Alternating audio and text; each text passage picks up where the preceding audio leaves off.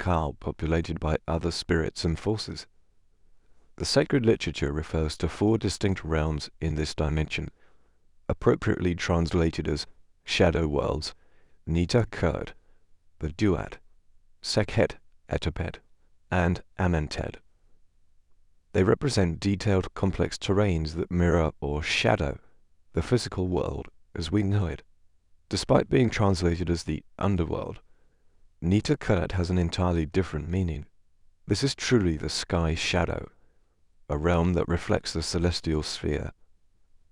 The hieroglyphic depiction shows a prominent mountain topped by a biliteral Nita, sacred being, whose meaning is revealed in the land of the gods, and in this interpretation, it is accessible to the human soul. The stellar path aims to integrate the individual Ka with the Ka of cosmic nature. Sacred literature refers to it as the Book of the Divine Cow and the Book of Acre. Duat is a realm that encompasses both the dark and light worlds of the sun, the invisible and visible circuits of the sun. Symbolic of the Duat is the star within the solar disk, the latter being the region's governing luminary. The Duat might also refer to the lower hemisphere of the natural world, where the sun passes after it sets on the western horizon. The goal of the Horion path is to elevate matter, Set, into the light of the spirit, Heru, through the balance and synthesis of both principles. There are 2 sections in the Duat, from south to north. Sekhet Hetepet comprises 14 arts, or regions. As a result, each of the art displays characteristics of the Egyptian geography, but coincide with the 14 Osirian shrines from antiquity and the lunar mirror, which reflects the solar essence in the Duat. This is one of 2 stations in the Osirian path, governed by the moon. The Sekhet Laru contains 7 arits, divisions, and 21 gates, corresponding to the lunar cycle. Amentet is the first art in Sekhet Hetepet. The earth shadow reflects the human world. This name distinguishes Amentet from Ament, the region of the Neteru, that represents the cosmogenesis of the universe. Amentet is governed by the earth. There is an idyllic region of the Osirian path here, where the rewards of a just life will be granted. As the principle governing the soul's fate, these spiritual destinations are closely related to the Far Eastern concept of karma, Sanskrit, action. Often misunderstood by those cultivated in Western religions, karma is closely related to the idea of reincarnation. It represents the driving force behind spiritual destiny. A person's karma is often viewed as an accumulation of negative past actions that result in retributive experiences in the present, over which a person has no control. Those in power impose the same limits in the present as in the past. Just as a parent harshly punishes a child for naughty behavior, human existence is viewed as a cycle of detrimental paybacks guided by an unmerciful authority, a viewpoint far removed from Egyptian notions of the afterlife. Consequently, Westerners may not understand karma in its Egyptian form, with its dualistic thinking and predisposition to supernatural justice. Stellar, solar Horion, and lunar Osirian funerary paths show the soul's fate in progressive acts of personal transformation, divine synthesis, or in the worst case, a return to the material world for renewal. The mastery and synthesis of one's natural powers, physical and spiritual redemptions, both the individual and the collective to which one belongs. The journey and its outcome are determined by pre-existing actions in each path. The physical nature is elevated in the lunar Osirian direction, enabling the soul to experience higher levels of earthly emotion and material prosperity than those on earth. Because of the stellar path, the soul is fully renewed. It undergoes a series of cosmic transformations that mimic the universe's genesis, and ultimately, it becomes a cosmic entity existing in harmony with divine life. Egyptologists cannot reconcile the disparate collections of funerary literature found in many tombs. There is karma for each path, or an effect that results from an initial cause. It is possible that the sacred writings taken into the grave by the deceased were not accessed solely through monetary purchase, political patronage, or superstitious fear. Rather than being given by temple mentors, they may have been given to the deceased to guide her to a spiritual journey that reflected her life's legacy. Funeral versus initiatory literature. The literature we reviewed was mainly found in tombs and shrines for the dead. It has been assumed that funeral literature was intended for the dead and not the living. The renowned Canadian philosopher Manly Palmer Hall, who spent his lifetime researching and preserving the mysteries of ancient civilizations, was convinced otherwise. According to Hall, evidence of Egypt's secret doctrine was abundant in Egypt's funerary works, based on his conversations and correspondence with leading Egyptologists of the 20th century. As some view the contents of the Book of the Dead, he writes the following: "The ancient initiatory literature describes the awakening of innate consciousness through philosophical, religious, and magical means. Psychological studies of myths and cultural traditions reveal that what may seem a simple tale, when understood in its literal terms, is a profound truth encapsulated in symbolic representations. Complex symbolism or language is deliberately used to keep information out of the public's grasp, or when the reader's perceptions must be used only. It is always the reader's consciousness that determines the outcome. Considering this, we can say that many of the so-called funerary texts were intended, but not limited to, the deceased. The sacred science shared the common language of the solar, lunar, and stellar temple traditions. This tradition was not only beneficial to the soul of the Egyptians. Among its primary functions was innate awakening consciousness, which enables transformation. As their magical practice records reveal, the body, mind, and environment were all capable of this transformation. In this way, the legend of life regeneration in Egypt is embedded in funerary literature and serves an essential initiatory function for the living. Despite their devout intentions and human aspirations, the sanctuary's residents were ordinary people. It was considered both the embodiment and the custodian of an already archaic tradition. For those who brought this wisdom to the living, time-honored books, sacred dramas, mystic rites, and divine words provided spiritual meaning for daily life. As fascinating as their lives have been for centuries, their terms remain just as relevant today as when they passed through the doors of the divine house. Immortal magic. Nearly every culture believes that spiritual influence is manifest through specific parts, centers, or body nodes. We can often find a corresponding science, medical system, or ritual discipline to support this belief. A simple expression of sacred anatomy is revealed by the anointing rituals of priestly initiation and mummification, in which 14 centers or nodes are outlined. Mummies are wrapped in amulets that reveal the body's organs and regions, which the Egyptians deemed necessary for protection after death. The charms were also intended to restore the vital functions required to fully comprehend the spiritual journey to the mortal form. During mummification, they were placed over their governing member. They were anointed with spells that later formed the Book of Going Forth. Sometimes the episodes were engraved on amulets or on papyri, placed over the governing region of the body. Living beings also used the formulas when assuming protective amulets. In the top half of the mummy wrappings was the Uadjat amulet, right eye of Heru. Besides wax or clay, it was also imprinted over the embalmer's incision on the torso. Uadjat symbolizes the recovery of Heru's power by Jehuti, after Set tore away his eye. To maintain the process of vital restoration, many offerings were made in the Uadjat's name. Uadjat was made from glazed faience, wood, granite, hematite, carnelian, lapis lazuli, gold, silver, or copper. A cavernous plexus is associated with it. The Uajat are empowered in chapter 167.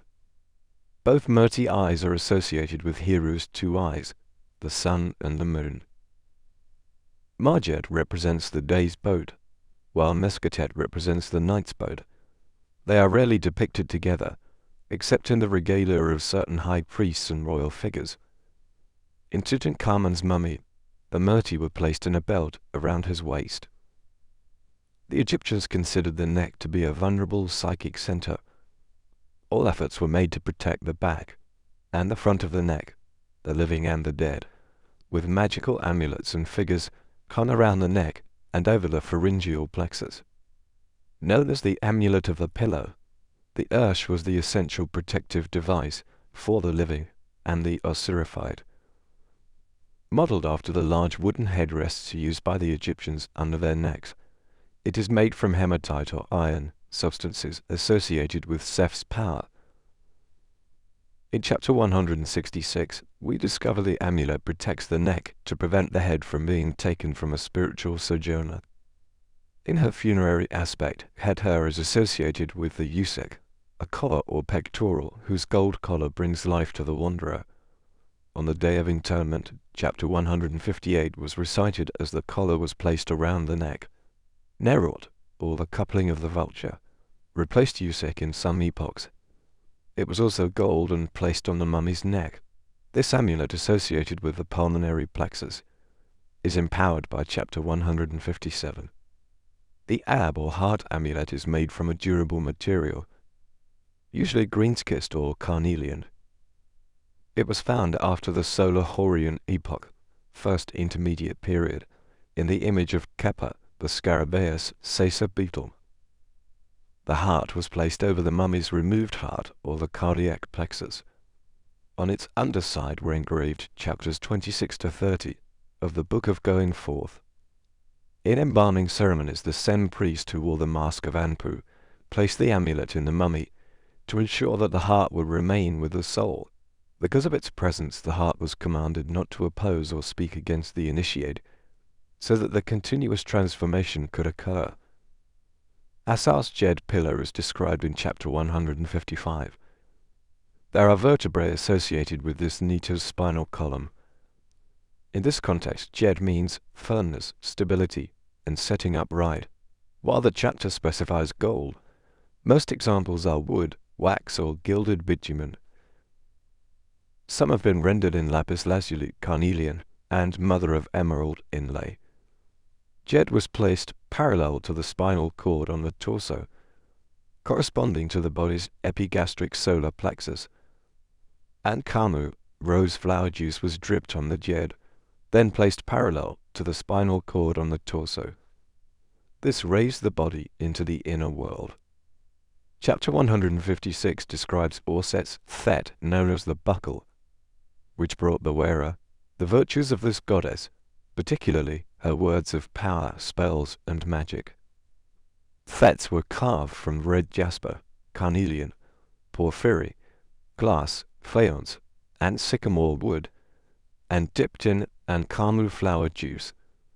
This amulet brought Orset's protection of the body's members. Chapter 151 describes the empowerment of the four sons of Hiru in the body, though it is often carved on the walls of the funerary chamber. Imset promises to make thy house flourish. Hapi says he will protect the head and body members. Damutef will set you upon thy feet for all time, and Quetzalcoatl will place thy heart upon its throne within thy body. Our sons of Hiru were depicted on the mummy, over the removed organs with which they were associated: Imset, liver; Damutef, stomach; Quetzalcoatl, intestines; and Hapi, lungs. In pairs they face each other on either side of the mummy's torso. It was an integral amulet from the mummified body, usually made of feldspar carved and covered with gold leaf. It was worn on either side of the lower torso or thighs, and worn as a pendant for the living. Chapter 159a in the Book of Going Forth details the formula used for placing the amulet, which gives youth and vigor under the auspices of the nursing deity, a form of nebbed head. This plexus is in the sacrum and is associated with the pelvic or coccygeal network. Shuti, or the amulet of feathers, is composed of 2 feathers of the ostrich placed at the throat, the brow, or the thigh. As described in chapter 83, the rubric for empowering the soul to become endowed with an arc and gain the powers of the Neteru is presented. The initiate thus takes on the form of the phoenix of transformation into cosmic life, the Bennu bird. Asar's feather is mentioned in an inscription of the 3rd chamber of the West Roof Shrine at Dendera as one of the 105 amulets accompanying him to his house of gold. In addition, the section lists spell magical figures and ceremonies associated with the Osirian mysteries conducted at the temple, which empower the aspirant to become Asar with his mastery over the regions of the inner life. He was carved on stelae, painted on coffins and worn as an amulet of lapis lazuli or carnelian. The initiate would wear it on their arms, legs, or grasp it in their hands. It promised eternal life. Gold amulets such as the Sa amulet conveyed the all-encompassing protection of cosmic energy, with their potency to penetrate and revitalize all the body through subtle realms. To surround the soul with protective emanations, it was placed at the feet of the mummy and around the mummy in niches of the funerary chamber. The Ahad, or hydrocephalus amulet, was usually rendered in gold on a round disc placed under the head. At the medulla, where the brain connects with the spinal cord, are the 12 cranial nerves. There are 4 sacred names inscribed on it that are believed to preserve the body's heat, surrounding Newt as a cow. The Book of the Mistress of the Secret Temple describes how it is placed so that flames shoot from the head of the initiate in the dark world, so that he will not be repelled from any portal in the duat. The chapter is also called the Book of the Mistress of the Hidden Temple. As the receptacle of identity, the head was the body part by which the sojourner was recognized in the spiritual realm. Passaging through these realms was enabled by the warmth beneath the head. During earlier periods, this spell was inscribed on papyrus and placed behind the head of the mummy. This amulet's symbolism mirrors human illumination, resulting from spiritual achievement. This enlightenment is symbolized by the solar orb at the crown of the head in many cultures. Ancient Egyptians believed specific centers in the physical organism were sacred because of the associations of the body's organs and components with the Neteru. Furthermore, the mummified body overall assumed the form of Asar, created by reassembling 14 parts into a frame where ordinary functions became divine entities. As the amulet spells and Neteru images govern each piece, this fusion keeps the sojourner connected to both worlds and gives them passage. In funerary magic texts, the spiritual metamorphosis of the physical body is also mentioned. Chapter 42a of the Book of Going Forth describes the divinization of all body parts. As soon as an initiate ascends to their realm, his body is identified with the Neteru, and his perishable form is replaced by their eternal, imperishable principles. The assembled powers of Neteru handle the spiritual fabrication of a new heavenly body. Many body parts are cited at different epochs, but 22 is most frequently mentioned. According to the Old Kingdom Pyramid texts, there are 26 bodies enumerated for divination, the same number reported by Diodorus as the number of Asar's sacred relics, distributed by Orset in ancient times to establish the religious centers of his worship. It is 21 in the Papyrus of Anai of the New Kingdom, but 23 body members are enumerated in the Ramesside text of the same period, as they become incorporated in divine life after the solar transformation. Despite wealth being the most cited factor for placing large quantities of amulets and sacred objects on the mummy, other factors also determine their presence, as even modestly buried mummies are found with many items fashioned from clay or glass. Tutankhamun's mummy was adorned with 143 amulets and protective objects. Inscriptions at the Karnak temple detail several religious ceremonies that involved his initiation, crowning, and investiture. It explains the various descriptions of sacred centers, nodes, and body parts in the funerary literature of distinguished individuals.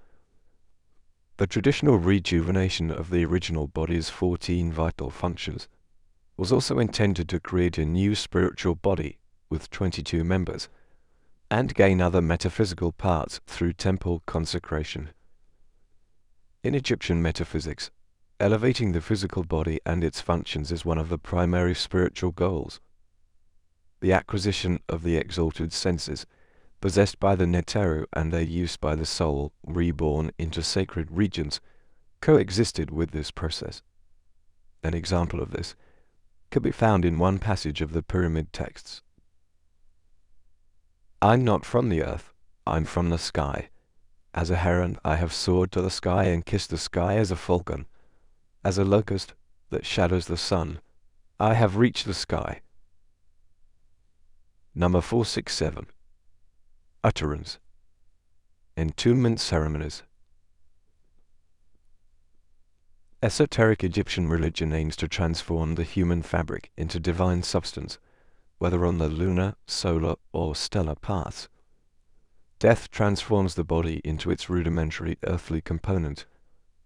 But in the doctrine of the sacred science, shadow, soul, and spirit were also vehicles for transforming into the realm of immortality. Funerary traditions in Egypt fulfilled this plan, while maintaining the divine-human interface. Throughout Egyptian history, the cities of the dead were nearly self-contained.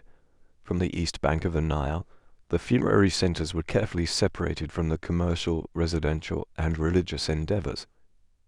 The mausoleum builders and their families, funerary artisans, and an entire field of priestly technicians, associated with embalming houses and temples for funeral services, lived separate from the villages and towns of the living, though they consistently enjoyed all the privileges and laws of their land.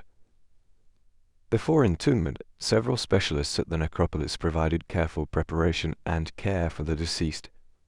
As Herodotus described Egyptian funerary protocol in the 5th century BCE, the Queres, undertaker, removed the body from its residence and brought it to the house of the dead. The magical reconstruction of Asar was the prototype of Egypt's funerary rites. The formulas and technical procedures were a meticulously executed science to achieve mummification through both chemical and magical means. The Utu Sembana performed the physical and religious preparations for the tomb's metamorphoses, an elaborate procedure involving the body being transformed into a ku, glorified corpse, a permanent replica of Asar's corpse. Every step in the process coordinated the application of preservatives, the recitation of spells, and placing amulets, besides the tomb equipment provided by the family. This led to the tremendous ceremonial investiture of the deceased in Osirian life. The greater Cherad and the lesser Cherad, resembling Orset and Nebhet respectively, play essential roles in mummification ceremonies. While the corpse awaits entombment, they reenact an ancient tradition of reassembling the body of Asar, reconstituting its members with life and awakening its astral senses with chants and words of power. As the ku undergoes this mystic symbiosis, the priestesses have the critical task of physically protecting it from Set's confederates, who represent decay and dissolution. In his entombment appears the pillar of his mother, a ceremonial officiant concerned with the transition of the Ka. Heru assisted Orset in the funeral of Asar, and this role is usually assumed by the heir. As the ku is buried with its possessions, he wears the sidelock of youth and ceremonial leopard skin, a reenactment of the legendary Osirian cortege. As the procession passes through the 4 symbolic funerary cities of Asar's burial, and then enters the necropolis, specialized mourners sing the dirges of the deceased, who are now identified with Asar in the lunar Osirian metamorphosis. It was considered the most sacred place for the departed, the location of the highest transformation that could be offered to a virtuous soul. Whenever the coup was present at the periodic memorial services, it must be protected from the nefarious forces of the shadow world. The ceremony of the four flames was first conducted at the burial site before the coup was brought within the tomb to ensure its protection. Because the ceremony was very archaic, only the deceased's family could be present, along with the Lunmutef and attendants. The most secret of all Egyptian rites is said to have been passed down from the time of Hajadef, son of Khufu, who concealed it in a coffer in a temple inscribed by Jehuti. The Book of Going Forth describes the ceremony in chapter 137. The four sons of Heru are engraved on the arms of the attendants, holding four torches made of red linen, which represents the four flames created for the sojourner. When the spell for protection of the coup and its house is pronounced, the torches are put out in clay bowls, filled with incense and cow's milk, symbols of birth. In the mummy's chamber, 4 bricks are ceremonially placed and spells are recited by the ceremonially pure Lunmutef in each quarter. An ancient rite itself, the evocation of spirits for protection from the 4 directions, recalls the guardians of the celestial quarters and ensures the forces that bring about the solar Harlan metamorphosis. Having established the heavenly pillars, the sun can now proceed on its natural journey from east to west, joined at the gate of darkness by the sojourning soul currently aboard the solar bark. Ritually purifying and protecting the place of transformation is now complete. Afterward, the most sacred magic ritual, the opening of the mouth, was performed by Ari Marquette, guardian of the scale, and Samath, kinsman or friend. A title was also given to the high priest of Abydos, who conducted the annual mysteries of reviving Asa in his dormant state. The new pharaoh assumed the role of the hero incarnates at royal funerals. Besides wearing Heru's sidelock of youth, he also wears sacred leopard skin. The opening of the mouth ceremony was not only reserved for funerary rites. This is the quintessential ritual for imbuing statues with spiritual power and restoring health to the sick. Despite being performed by priests of all traditions, it was reserved only for critical rites of passage and not casual functions. The stellar metamorphosis is preceded by the opening of the mouth ritual.